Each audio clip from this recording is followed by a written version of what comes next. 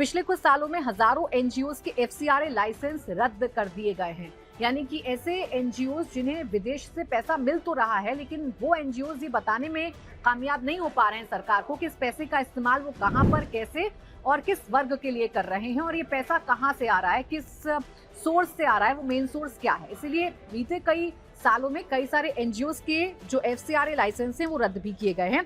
सरकार का दावा ये था कि कई संस्थाओं ने नियमों का पालन नहीं किया, समय पर रिपोर्ट नहीं दी या फंड का सही इस्तेमाल नहीं किया। हालांकि कई संस्थाओं ने इन आरोपों को गलत बताया और नियम इतने सख्त हैं कि सामाजिक काम करना मुश्किल हो रहा है, एनजीओ की तरफ से बार बार कहा जाता रहा है। अब नया एफसीआरए बिल क्या है ये भी आप जान लीजिए। जब पहले से ही हमारे देश में नियम निर्धारित हैं कि विदेशी फंडिंग आएगी तो किन संस्थाओं को मिलेगी, कैसे मिलेगी, तो फिर नए अमेंडमेंट की जरूरत क्यों पड़ रही है, इसमें क्या प्रावधान किए गए हैं, तो आइए ये भी आपको समझा देती हूँ। देखिए, नए एफसीआरए बिल की बात करूं तो सरकार का कहना है कि इस बिल का मकसद पारदर्शिता बढ़ाना और विदेशी फंडिंग के दुरुपयोग को रोकना है।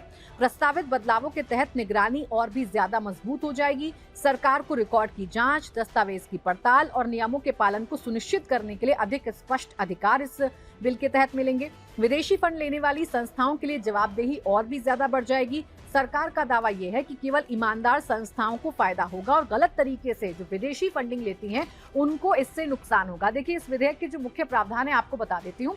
इसके मुख्य प्रावधान ये है कि नामित प्राधिकारी होगा, यानी कि एफसीआरए प्रमाण पत्र की वैधता समाप्त होने पर एक केंद्रीय प्रशासनिक निकाय को परिसंपत्तियों और विदेशी अनुसंधानों पर नियंत्रण रखने का अधिकार प्राप्त होगा। यानी कि अगर आपकी वैधता खत्म हो जाती है, एफसीआरए का अगर लाइसेंस आपका रिन्यू नहीं हो पा रहा है, तो एक केंद्रीय प्रशासनिक निकाय जो है वो ये देखरेख करेगा कि आपके पास जो पैसा आ रहा है वो कैसे आ रहा है, किस सोर्स से आ रहा है। लाइसेंस की समाप्ति, इसमें ये भी प्रावधान है कि किसी भी प्रमाण पत्र को समाप्त माना जाएगा अगर कोई संगठन उसके रिन्यूअल के लिए आवेदन करने में विफल रहता है। मान लीजिए कि अगर आज किसी एनजीओ का एफसीआरए लाइसेंस खत्म हो रहा है और उसने रिन्यूअल के लिए अगर अपना जो एप्लीकेशन है वो नहीं डाली है, तो इसे क्या माना जाएगा, इसे समाप्त माना जाएगा, यानी कि इस लाइसेंस को रद्द माना जाएगा।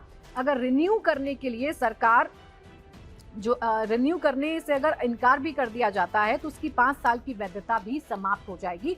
ये कड़ा प्रावधान इसमें किया गया है। इसके साथ ही साथ संपत्ति का जो अधिकार है वो किसको होगा, यानी कि स्वामित्व किसका होगा, इसकी ओनरशिप किसकी होगी। तो विदेशी योगदान से निर्मित संपत्तियां लाइसेंस की अवधि खत्म होने पर या रद्द होने की स्थिति में राज्य को मिल जाएंगी। ये क्लॉज जो है ये सबसे महत्वपूर्ण है और इसी को लेकर सबसे ज्यादा बवाल मचा हुआ है कि मान लीजिए कि कोई एनजीओ अपना एफसीआरए का लाइसेंस रिन्यू नहीं करवा पाया है और रिन्यू ना होने की वजह से, नवीनीकरण ना होने की वजह से वो अगर रद्द हो जाता है तो सीधे सीधे तौर पर उस एनजीओ की जो प्रॉपर्टी है वो राज्य को हस्तांतरित हो जाएंगी, यानी कि वो ट्रांसफर हो जाएंगी, सरकार को ट्रांसफर हो जाएंगी। और इसी को लेकर बवाल है। विपक्ष भी कह रहा है और कुछ संस्थाएं भी ये कह रही हैं कि ऐसे एनजीओज की प्रॉपर्टीज पर सरकार अपना दखल चाहती है, सरकार अपना कब्जा चाहती है।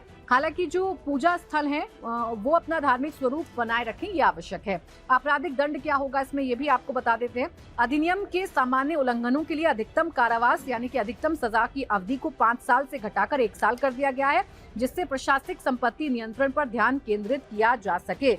तो ये सब कुछ नए एफसीआरए में किया गया है, यानी कि इस अमेंडमेंट में किया जा रहा है। नियमों को और भी ज्यादा कड़ा कर दिया गया है और इसी को लेकर इतना हंगामा बरपा है, इसी को लेकर आपत्ति है।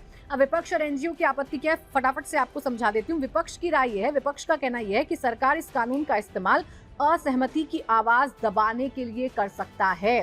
विपक्ष ये कह रहा है क्योंकि देखिए पॉलिटिकल पार्टीज को भी चंदा मिलता है, एनजीओज को भी चंदा मिलता है। कई एनजीओज ऐसे भी होते हैं जो पॉलिटिकल पार्टी के सपोर्ट से चलते हैं। तो ऐसे में सीधे तौर पर विपक्ष ये कह रहा है कि एफसीआरए में अमेंडमेंट करके या जो फॉरेन फंडिंग आती है उसमें सख्त कानून बनाकर ये सरकार के खिलाफ उठती आवाज को दबाने की कोशिश सरकार कर रही है।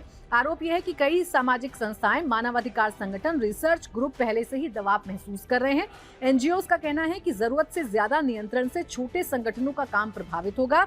उनका तर्क ये है कि शिक्षा, स्वास्थ्य, महिला सशक्तिकरण और गरीबों के लिए काम करने वाले हजारों संगठन जो हैं विदेशी सहायता पर ही निर्भर होते हैं और अगर नियम कड़े हो जाएंगे तो इन संगठनों को काम करने में मुश्किल होगी। हालांकि सरकार ने इन तमाम आरोपों को खारिज कर दिया है। सरकार का कहना है कि देश के लिए, देश की आंतरिक सुरक्षा के लिए जरूरी है कि विदेश से आने वाले पैसे की मॉनिटरिंग की जाए, ये देखा जाए कि पैसा सही सोर्स से आ रहा है या नहीं आ रहा है। आम लोगों पर इसका क्या असर पड़ेगा? इस सवाल का जवाब ये है कि अगर आप किसी एनजीओ से नहीं जुड़े हुए हैं तो आप पर इसका कोई फर्क नहीं पड़ेगा, लेकिन अगर आप किसी एनजीओ से जुड़े हुए हैं, आप किसी सामाजिक संस्था को रन करते हैं, आप किसी भी ऐसी संस्था को रन करते हैं जिससे विदेश से पैसा आता है, तो आपको इससे फर्क पड़ेगा।